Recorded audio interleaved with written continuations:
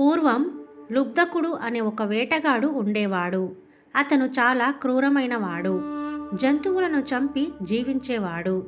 ఒకరోజు శివరాత్రి నాడు వేట కోసం అడవికి వెళ్ళాడు. కానీ దురదృష్టవశాత్తు ఆ రోజు అతనికి ఒక్క జంతువు కూడా దొరకలేదు.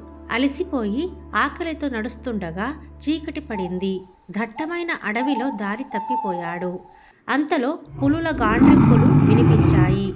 క్రూర మృగాల భయంతో వణికిపోయాడు. ప్రాణం కాపాడుకోవడానికి దగ్గరలో ఉన్న ఒక పెద్ద చెట్టుపైకి ఎక్కి కొమ్మపై కూర్చున్నాడు. అది ఒక మారేడు చెట్టు. ఆ చెట్టు కింద ఒక శివలింగం ఉంది. కానీ అది ఆ వేటగాడికి తెలియదు.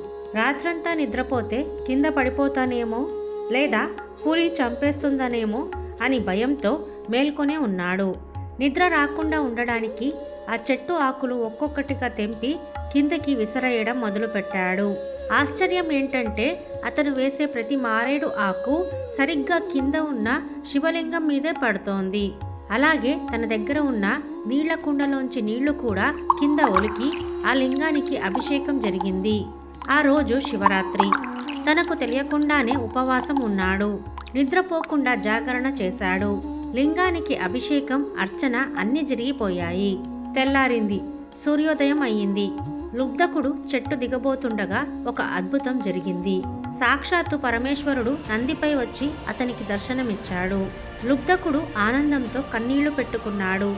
ఓ వేటగాడా, నువ్వు తెలియకుండానే శివరాత్రి వ్రతం చేశావు. నీ పాపాలన్నీ పోయాయి అని శివుడు చెప్పాడు. ఆ క్షణమే అతనికి మోక్షం లభించింది.